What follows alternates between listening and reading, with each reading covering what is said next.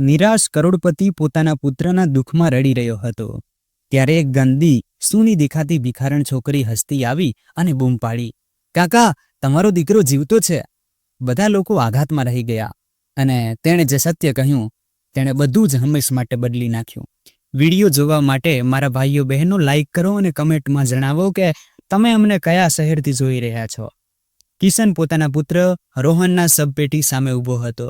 તે વ્યક્તિ જે વેપારની દુનિયામાં પોતાના તીક્ષ્ણ મગજ અને નિર્ભીક નિર્ણયો માટે જાણીતો હતો, આજે સંપૂર્ણપણે તૂટી ગયેલો અનુભવી રહ્યો હતો. તેની આંખો શબપેટી પર સ્થિર હતી, પરંતુ તેની દ્રષ્ટિ ધૂંધળી હતી. જાણે તો જોઈ તો રહ્યો હતો પણ સમજી નહોતો શકતો. તેના કાંડા પર ચમકતી ઘડિયાળ, જે તેના પિતાની છેલ્લી નિશાની હતી, આજે કોઈ કામની લાગતી નહોતી. દોલત, શોહરત, ઊંચો હોદ્દો, મોટી મોટી ગાડીઓ, બધું જ જાણે અર્થહીન થઈ ગયું હતું. આસપાસ ઊભેલા સંબંધીઓનો ગણગણાટ સંભળાઈ રહ્યો હતો, પરંતુ શબ્દો તેના કાન સુધી પહોંચીને ખોવાઈ રહ્યા હતા. કિશને કેટલી ગાડીઓ મંગાવી છે. જુઓ, આખી સડક પર માત્ર તેના મહેમાનોની ગાડીઓ ઊભી છે. તે ગમે તેટલો અમીર બની જાય, પણ દીકરાનું દુઃખ તો એ જ રહેશે જે કોઈ ગરીબનું હોય છે. શું તમને લાગે છે કે રોહનના મૃત્યુ પછી પણ તે આવો જ રહેશે, કે હવે આ માણસ પહેલા કરતાં પણ વધુ નિર્દયી બની જશે? કિશનને આ વાતોથી કોઈ ફરક નહોતો પડી રહ્યો. તેનું મન સંપૂર્ણપણે શૂન્ય થઈ ગયું હતું. તેણે એકવાર વિચાર્યું કે શબપેટી ખોલીને છેલ્લી વાર પોતાના પુત્રનો ચહેરો જોઈ લે, પણ પછી પોતાને રોકી લીધો. રોહનની તે શાંત મૃતદેહ તેની યાદોમાં તેના ખિલખિલાટ હસતા ચહેરાને ધૂંધળો કરી દેશે. ત્યારે હોલના દરવાજા પર અચાનક હલચલ મચી. એક છોકરી અંદર પ્રવેશી, ઘેરા શ્યામ રંગની, સાદા કપડામાં, અને તેના ચહેરા પર અજીબ આત્મવિશ્વાસ હતો. તેણે કોઈ પણ ખચકાટ વિના આગળ પગલાં ભર્યા. ભીડમાંથી કોઈએ તેને રોકવાનો પ્રયાસ કર્યો, પરંતુ તેણે એક ઝાટકે પોતાનો હાથ છોડાવ્યો અને આગળ વધતી ગઈ. કિશને ધ્યાન ન આપ્યું, પરંતુ ત્યારે છોકરીનો અવાજ આખા હોલમાં ગુંજી ઉઠ્યો, આ બાળક મર્યું નથી. શોરગુલ શાંત થઈ ગયો. થોડી ક્ષણો માટે આખો હોલ સ્તબ્ધ થઈ ગયો. કોઈને સમજાયું નહીં કે આ છોકરી કોણ હતી અને તેણે આટલી મોટી વાત કેવી રીતે કહી દીધી. કિશનનું હૃદય એક ક્ષણ માટે ધબકવાનું ભૂલી ગયું હોય તેવું લાગ્યું. તેની નજર ધીમે ધીમે તે છોકરી પર પડી. તેના કપાળ પર કરચલીઓ ઉપસી આવી. શું કહ્યું તે? તેના અવાજમાં ઠંડો કંપ હતો. છોકરીએ કોઈ પણ ડર વગર તેની આંખોમાં આંખો નાખીને જોયું અને ફરીથી પોતાની વાત દોહરાવી. આ મૃતદેહ તમારા દીકરાનો નથી. કોઈએ મૃતદેહોની અદલા બદલી કરી છે. રોહન જીવતો હોઈ શકે છે. હવે ભીડમાં ખળભળાટ મચી ગયો. કેટલાક સંબંધીઓ ગુસ્સામાં બબડાટ કરવા લાગ્યા. આ છોકરી કોણ છે? ચોક્કસ પૈસા પડાવવા આવી હશે. અમીર લોકોના ઘરે આવી ઘટનાઓ સામાન્ય છે. આ કોઈ ચાલબાજી છે. પરંતુ કિશન હવે આ વાતો સાંભળી રહ્યો નહોતો. તેનું ધ્યાન માત્ર તે છોકરી પર હતું. તેની વાતો ભલે વિચિત્ર લાગતી હતી, પરંતુ એક વાત હતી જેણે કિશનને અંદર સુધી હચમચાવી દીધો. તને કેવી રીતે ખબર? કિશને ધીમા પણ કઠોર સ્વરમાં પૂછ્યું. છોકરીએ એક ઊંડો શ્વાસ લીધો. મેં કેટલાક લોકોને વાત કરતા સાંભળ્યા. તેમણે કહ્યું કે રોહનના મૃતદેહની જગ્યાએ કોઈ બીજાનો મૃતદેહ રાખવામાં આવ્યો છે. તેમણે એ પણ કહ્યું કે અસલી રોહનની બાજુ પર તારાના આકારનું નિશાન છે. આ સાંભળતા જ કિશનના હાથની આંગળીઓ ઠંડી પડી ગઈ. તારાનું નિશાન? રોહનની બાજુ પર જન્મથી જ એક આછું પણ સ્પષ્ટ તારાના આકારનું નિશાન હતું. આ કોઈ એવી વાત નહોતી જે સામાન્ય લોકોને ખબર હોય. અહીં સુધી કે મોટાભાગના સંબંધીઓએ પણ ક્યારેય આના પર ધ્યાન આપ્યું નહોતું. તો પછી આ છોકરી આ બધું કેવી રીતે જાણે છે? તેનું મગજ અચાનક ઝડપથી કામ કરવા લાગ્યું. જો આ છોકરી સાચું કહી રહી હતી, તો શું મતલબ હતો કે તેનો દીકરો હજી પણ જીવિત હતો? શું આ કોઈ મોટા ષડયંત્રનો ભાગ હતો? અને જો તે જૂઠું બોલી રહી હતી, તો આ માત્ર એક અમીર માણસ પાસેથી પૈસા પડાવવાની કોઈ ચાલ હતી. ભીડ હવે છોકરી પર બૂમો પાડવા લાગી. બકવાસ બંધ કર! શોક સભાની મજાક બનાવી દીધી તેણે. તેને બહાર કાઢો! પરંતુ કિશને કોઈ ધ્યાન આપ્યું નહીં. તેણે છોકરીની આંખોમાં જોયું. ત્યાં જૂઠાણુનો કોઈ સંકેત નહોતો. તે આગળ વધ્યો અને છોકરીની નજીક આવીને ધીમા સ્વરમાં બોલ્યો, જો તું જૂઠું બોલી રહી છે તો તેની કિંમત ચૂકવવી પડશે. છોકરીએ એક ક્ષણ માટે શ્વાસ રોક્યો. પરંતુ પછી હિંમત એકઠી કરીને બોલી, જો હું સાચું કહી રહી છું તો શું તમે તમારા દીકરાને શોધવા માટે તૈયાર છો? કિશનની આંખોમાં એક અલગ જ ચમક આવી. આ સવાલ હવે તેના દિલમાં ગુંજવા લાગ્યો હતો. તે એક ક્ષણ પણ વધુ રાહ જોઈ શકતો નહોતો. તેણે છોકરીનો હાથ પકડી લીધો અને દરવાજા તરફ ચાલ્યો ગયો. સગા વહાલા અને મહેમાનો તેમની પાછળ બૂમો પાડતા રહી ગયા. શબપેટી હજી પણ ત્યાં જ પડી હતી, પરંતુ હવે સવાલ એ હતો કે શું ખરેખર રોહન તે શબપેટીમાં હતો? જો નહીં તો પછી તે ક્યાં હતો? કિશનની ગાડી અંધારી ગલીની સામે આવીને ઊભી રહી. એન્જિન બંધ થતાં જ ચારે બાજુ એક વિચિત્ર શાંતિ છવાઈ ગઈ. પ્રિયંકા તેની બાજુમાં બેઠી હતી. તેના શ્વાસ અનિયમિત હતા. કિશને કંઈ પણ કહ્યા વિના દરવાજો ખોલ્યો અને બહાર નીકળ્યો. પ્રિયંકાએ તેની તરફ જોયું અને ધીમેથી કહ્યું, આ એ જ જગ્યા છે જ્યાં મેં તે માણસોને વાત કરતા સાંભળ્યા હતા. ગલી સુમસામ હતી. આમ તેમ વિખરાયેલી લાકડીઓ, તૂટેલી ફૂટેલી દિવાલો અને પૂંઠાના જૂના ડબ્બા, બધું જ નિર્જીવ લાગતું હતું. પણ કિશનની આંખો કોઈ બીજી વસ્તુ શોધી રહી હતી. તે ધીમે ધીમે આગળ વધ્યો, દરેક ખૂણાને ધ્યાનથી જોતો. અચાનક થોડે દૂર એક લાલ રંગની ચમકતી વસ્તુ પડી હતી. તેનું દિલ ઝડપથી ધડકવા લાગ્યું. તે ઝૂક્યો અને તે વસ્તુ ઉપાડી. તે એક નાની રમકડાની કાર હતી, ઘસાઈ ગયેલી પણ હજી ઓળખી શકાય તેવી. તેની આંગળીઓ ધ્રુજી ગઈ. આ માત્ર એક સામાન્ય કાર નહોતી. આ એ જ કાર હતી જેને રોહન દરેક જગ્યાએ પોતાની સાથે લઈ જતો હતો. આ રોહનની કાર છે. કિશનના અવાજમાં હળવો કંપ હતો. તે રમકડાને તાકી રહ્યો હતો, જાણે તે કોઈ કડી હોય જે અંધકારમાં પ્રકાશની જેમ ચમકી રહી હોય. પ્રિયંકાએ તેની તરફ જોયું. તેની આંખોમાં આશ્ચર્ય હતું. તમને ખાતરી છે? કિશને ઊંડો શ્વાસ લીધો. હા, સંપૂર્ણ ખાતરી છે. રોહન પાસે બરાબર આવી જ કાર હતી. તે તેને હંમેશા પોતાની પાસે રાખતો હતો. જો આ અહીં પડી છે તો એનો અર્થ એ છે કે તે પણ અહીં આવ્યો હતો અથવા લાવવામાં આવ્યો હતો. પ્રિયંકાએ ચારે બાજુ જોયું, જાણે કોઈ બીજી કડી શોધી રહી હોય, પરંતુ બીજું કંઈ એવું ન દેખાયું જેનાથી કોઈ નવી માહિતી મળી શકે.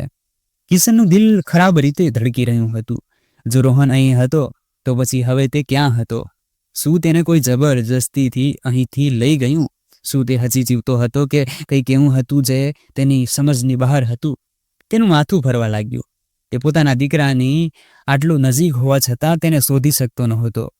ઊંડી બેચેની સાથે તેણે પોતાનો ફોન કાઢ્યો અને એક નંબર ડાયલ કર્યો. આ નંબર કોઈ સામાન્ય માણસનો નહોતો. ઇમરાન, મને તારી જરૂર છે. ફોનની બીજી બાજુ થોડી સેકન્ડ માટે શાંતિ છવાઈ ગઈ. પછી એક ભારે અવાજ આવ્યો. કિશન, ઘણા દિવસો પછી યાદ કર્યો? મામલો ગંભીર છે. મારો દીકરો ગાયબ છે અને આ માત્ર અપહરણ નથી લાગતું, કંઈક મોટું ચાલી રહ્યું છે. મને દરેક એ વ્યક્તિની માહિતી જોઈએ જે આ મામલા સાથે જોડાયેલા હોય. ઇમરાનનો અવાજ ઠંડો હતો, પરંતુ તેમાં એ જ વિશ્વાસ હતો જેની કિશનને જરૂર હતી. હું જોઈશ, પણ તને ખબર છે આવા કેસોમાં સત્ય જેટલું ઊંડું હોય છે એટલું જ રેતીલું પણ. જે વસ્તુઓ દેખાય છે તેના કરતાં વધુ ખતરનાક એ વસ્તુઓ હોય છે જે છુપાવવામાં આવે છે. તૈયાર રહેજે, કારણ કે તે જે શોધ શરૂ કરી છે તે તને ખૂબ દૂર સુધી લઈ જઈ શકે છે. કિશને ફોન કાપી નાખ્યો. તેના મનમાં હવે એક વિચિત્ર ડર સમાઈ ગયો હતો. 3 દિવસ સુધી કોઈ કડી મળી નહીં, પરંતુ પછી ઇમરાનનો ફોન આવ્યો. મને કંઈક મળ્યું છે. ઇમરાનના અવાજમાં હજી પણ એ જ ગંભીરતા હતી. કોઈએ રોહનના કેસ સાથે જોડાયેલી ઘણી માહિતીઓ ગૂંચવાનો પ્રયાસ કર્યો છે. કોઈએ ફાઇલોમાંથી નામ અને ડેટા હટાવી દીધા છે, જાણે કે તે ક્યારેય અસ્તિત્વમાં જ નહોતા. પરંતુ એક નામ વારંવાર દેખાઈ રહ્યું છે, વિક્રમ. કિશનના શ્વાસ તેજ થઈ ગયા. વિક્રમ, મારો ભાઈ? હા, મને પૂરો વિશ્વાસ છે તારો નાનો ભાઈ વિક્રમ આ બધામાં સામેલ હોઈ શકે છે. કિશનની આંગળીઓ ગુસ્સાથી મુઠ્ઠીમાં બદલાઈ ગઈ. ફોન બંધ કરતાં જ તે ઘરની બહાર નીકળ્યો. કારમાં બેઠો અને વિચાર્યા વિના સીધો વિક્રમના ઘર તરફ ગાડી દોડાવી. વિક્રમ એક નામ જેની સાથે તે બાળપણથી જોડાયેલો હતો, પરંતુ વર્ષોથી એક અઘોષિત દુશ્મનીની દિવાલ તેમની વચ્ચે ઊભી થઈ ગઈ હતી. જ્યારે તેમના પિતાની સંપત્તિની વહેંચણી થઈ હતી ત્યારે વિક્રમને ખૂબ ઓછું મળ્યું હતું અને કિશને કંપનીની કમાન સંપૂર્ણપણે પોતાના હાથમાં લઈ લીધી હતી. વિક્રમને હંમેશા એવું લાગ્યું કે તેની સાથે અન્યાય થયો હતો, કે કિશને તેને પાછળ છોડી દીધો હતો. હવે સવાલ એ હતો શું તે એટલું નીચે પડી શકે કે તેણે પોતાના જ ભત્રીજાને નુકસાન પહોંચાડવાની યોજના બનાવી? કિશને તેની સ્પોર્ટ્સ કાર વિક્રમના ઘરની સામે રોકી અને ઝડપથી અંદર પ્રવેશ કર્યો. વિક્રમ તેના રૂમમાં બેઠો હતો.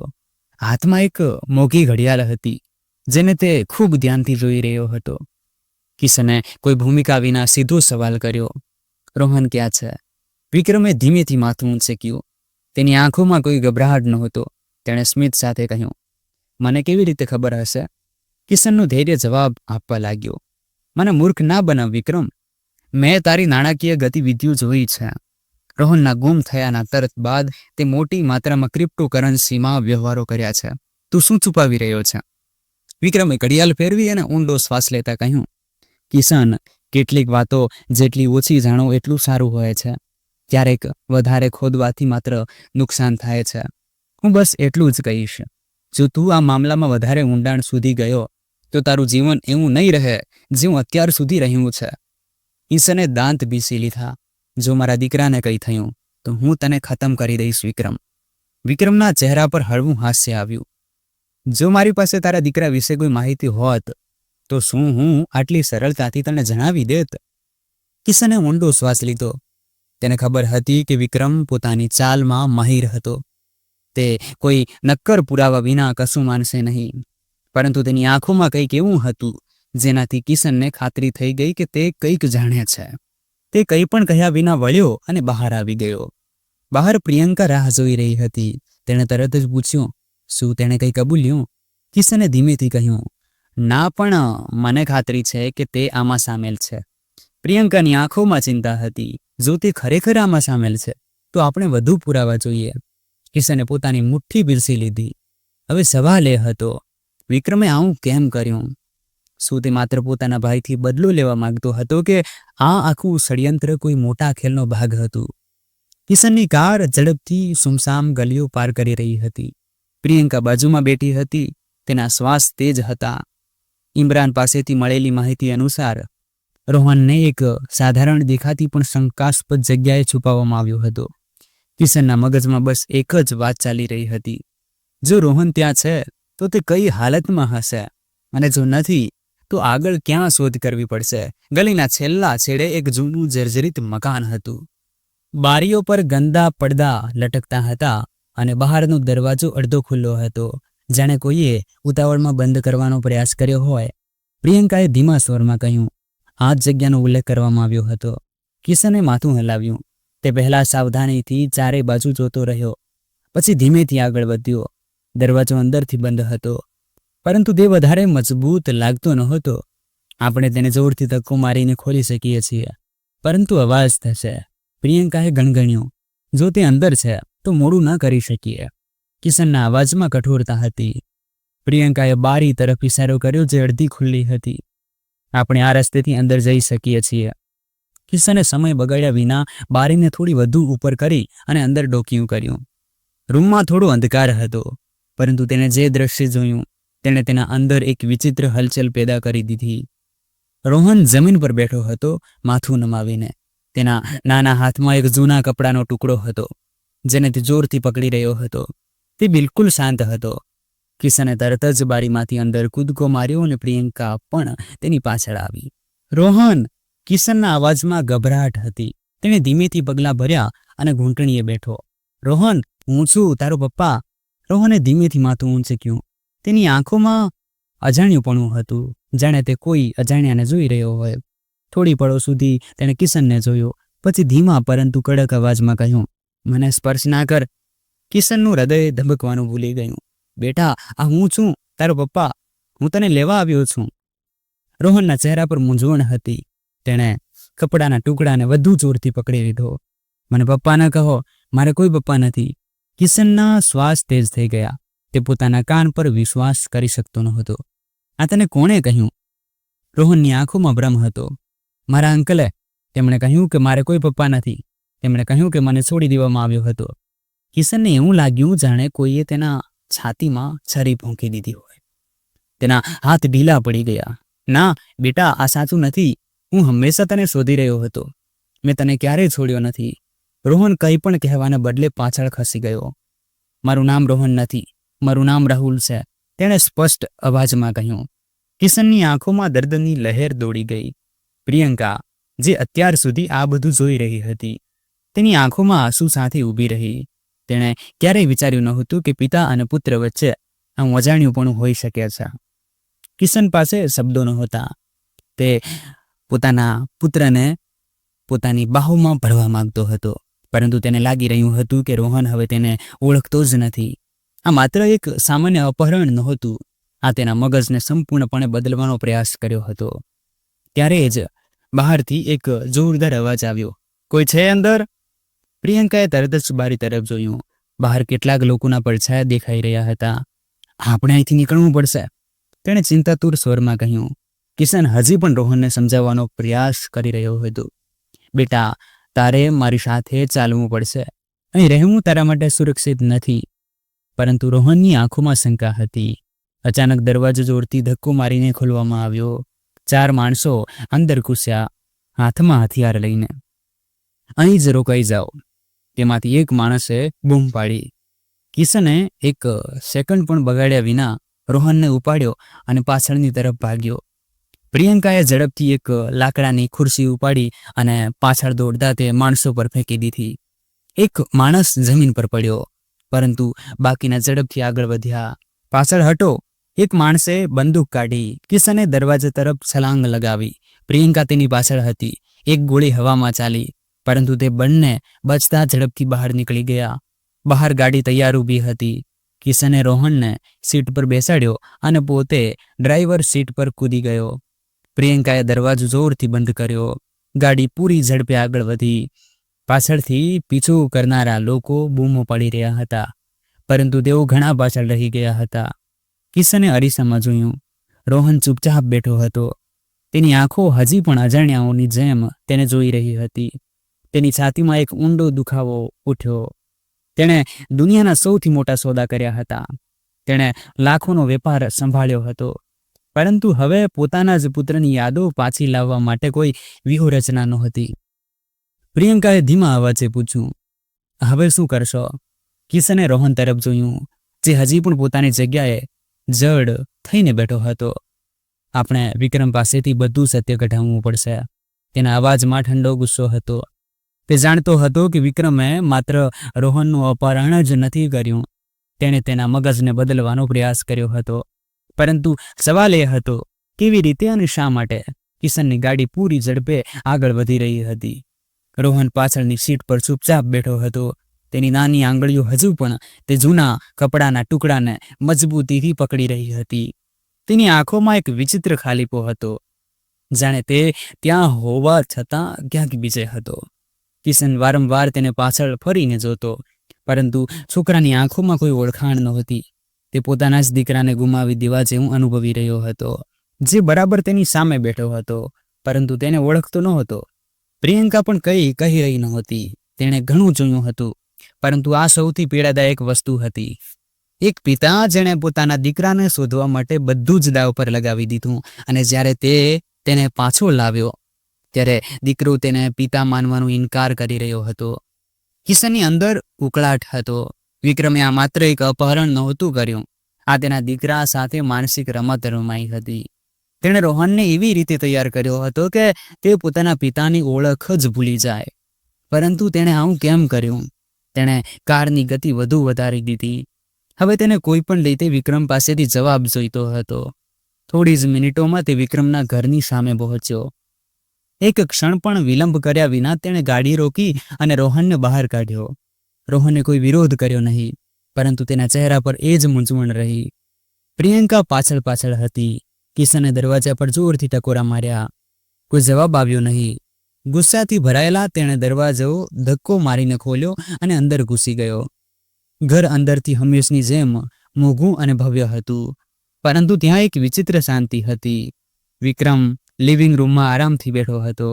તેના ચહેરા પર કોઈ ગભરાટ નહોતો, પરંતુ એક હળવું સ્મિત હતું, જાણે તેને પહેલેથી જ ખબર હતી કે કિશન અહીં આવશે. તેના હાથમાં એક ગ્લાસ હતો, જેમાં મોઘી દારૂ ચમકી રહી હતી. હું તારી રાહ જોતો હતો ભાઈ, તેણે શાંત સ્વરમાં કહ્યું. કિશનનો ગુસ્સો ઉકળી પડ્યો. તે મારા દીકરા સાથે શું કર્યું? વિક્રમે ગ્લાસ ધીમેથી ટેબલ પર મૂક્યો અને ઉઠીને સીધો કિશનની આંખોમાં જોયું. મેં એ જ કર્યું જે મારે કરવાનું હતું. કિશને તેનો કોલર પકડ્યો અને તેને દિવાલ સાથે ચોંટાડી દીધો. જૂઠું ના બોલ. તે મારા દીકરાના મગજમાંથી મારી યાદો પૂછવાનો પ્રયાસ કેમ કર્યો? વિક્રમનું સ્મિત વધુ ઊંડું થયું. શું તને ખરેખર લાગે છે કે દુનિયા માત્ર પૈસાથી ચાલે છે કિશન? બકવાસ ના કર, જવાબ આપ. વિક્રમે એક ક્ષણ માટે તેના હાથ હટાવવાનો પ્રયાસ કર્યો, પરંતુ કિશનની પકડ મજબૂત હતી. તે હંમેશા મને પાછળ રાખ્યો. જ્યારે પપ્પાએ કંપની તને આપી ત્યારે પણ મેં સહન કર્યું. જ્યારે તે મારો હિસ્સો ખરીદીને મને વધુ નીચે પાડ્યો ત્યારે પણ મેં કંઈ કહ્યું નહીં. પરંતુ જ્યારે મેં મારો બિઝનેસ જમાવવાનો પ્રયાસ કર્યો ત્યારે તે મને ડૂબાડી દીધો. તે મને ક્યારેય આગળ વધવા દીધો નહીં. કિશને તેને ઝટકાથી છોડ્યો અને પાછળ હટ્યો. તો બદલો લેવા માટે તે મારા દીકરાનો ઉપયોગ કર્યો. વિક્રમે માથું નમાવ્યું. પછી ધીમેથી કહ્યું, બદલો નહીં ભાઈ, હું તો બસ તને તારી અસલી કિંમત બતાવવા માંગતો હતો. કિશનના ચહેરાની નસો ખેંચાઈ ગઈ. રોહનને શું શીખવ્યું તે ફક્ત એ જ જે તેને જાણવું જોઈએ, કે તેનો કોઈ પિતા નથી, કે તેને છોડી દેવામાં આવ્યો હતો, કે હવે તેણે ફક્ત તેના અંકલ પર વિશ્વાસ કરવો જોઈએ. પ્રિયંકા, જે અત્યાર સુધી ચૂપ હતી, આગળ વધીને બોલી, તે એક માસૂમ બાળકના મગજમાં ઝેર કેમ ભર્યું? વિક્રમે તેની તરફ જોયું અને હળવા સ્વરમાં કહ્યું, કારણ કે દુનિયામાં દરેક વસ્તુ પૈસાથી ખરીદી શકાતી નથી પ્રિયંકા. અને હું ઈચ્છતો હતો કે કિશનના અનુભવે તેને પણ કોઈ વસ્તુ ગુમાવવાનો અહેસાસ થાય. કિશને પોતાની મુઠ્ઠી ભીંસી લીધી. પણ તું હારી ગયો વિક્રમ. હું રોહનને પાછો લાવ્યો છું અને હું તેને બધું યાદ અપાવીશ જે તને ભૂંસવામાં વર્ષો લાગ્યા. વિક્રમે લાંબો શ્વાસ લીધો અને હળવું હસીને કહ્યું, શુભેચ્છાઓ ભાઈ, પણ યાદ રાખજે, કેટલા ઘા ક્યારે ભરાતા નથી. કિશને રોહન તરફ જોયું. તે હજી પણ મૂંઝવણમાં હતો. તેને આ ઘરની દરેક વસ્તુ જાણીતી લાગી રહી હતી, પરંતુ કિશન તેના માટે અજાણ્યો હતો. પરંતુ કિશને નક્કી કરી લીધું હતું, ભલે ગમે તેટલો સમય લાગે, તે તેના દીકરાને પાછો લાવશે. તેણે રોહનનો હાથ પકડીને બહાર નીકળ્યો. પ્રિયંકા તેની સાથે હતી. પાછળ વિક્રમ હજી પણ હસી રહ્યો હતો, પરંતુ તેની આંખોમાં એક ખાલીપો હતો. કિશન જાણતો હતો કે આ લડાઈ અહીં પૂરી થઈ નહોતી, પરંતુ તેણે એ પણ નક્કી કરી લીધું હતું, હવેથી કોઈ પણ તાકાત તેને અને તેના દીકરાને અલગ નહીં કરી શકે. કિશન, રોહન અને પ્રિયંકા ગાડીમાં બેસીને ઘર તરફ નીકળ્યા. રોહન હજી પણ થોડો મૂંઝવણમાં હતો, પરંતુ કિશને હાર માની નહોતી. તેણે નિર્ણય કરી લીધો હતો કે તે પોતાના દીકરાને તેની યાદો પાછી અપાવીને રહેશે. ઘરે પહોંચીને કિશન રોહનને તેના રૂમમાં લઈ ગયો, જે રમકડાં અને પુસ્તકોથી ભરેલો હતો. રોહન, શું તને આ યાદ છે? કિશને એક નાનું લાકડાનું ઘોડું બતાવતા પૂછ્યું. રોહને થોડી ક્ષણો સુધી ઘોડાને જોયું, પછી ધીમેથી પોતાનું માથું હલાવ્યું. કિશને રોહનને તેની મનપસંદ વાર્તાઓ સંભળાવી. તેને તેના જૂના ફોટા બતાવ્યા અને તેની સાથે એ જ રમતો રમી જે તેઓ પહેલા રમતા હતા. ધીમે ધીમે રોહનના ચહેરા પર હળવું સ્મિત આવવા લાગ્યું. તેણે કિશનને પપ્પા કહેવાનું શરૂ કર્યું, પરંતુ હજી પણ તે સંપૂર્ણપણે તેની જૂની યાદોમાં પાછો ફર્યો ન હતો. એક દિવસ કિશન રોહનને એ જ પાર્કમાં લઈ ગયો જ્યાં તેઓ અવારનવાર રમવા જતા હતા. ત્યાં રોહને એક બાળકને રમકડાના હેલિકોપ્ટર સાથે રમતો જોયો. અચાનક રોહનની આંખો ચમકી ઉઠી અને તેણે ઉત્સાહથી કહ્યું, પપ્પા, મારે પણ આવું જ હેલિકોપ્ટર જોઈએ છે. કિશનની આંખોમાં આંસુ આવી ગયા. તે સમજી ગયો કે રોહનની યાદો પાછી આવી રહી હતી. તેઓએ સાથે મળીને હેલિકોપ્ટર ખરીદ્યું અને આખો દિવસ પાર્કમાં રમ્યા.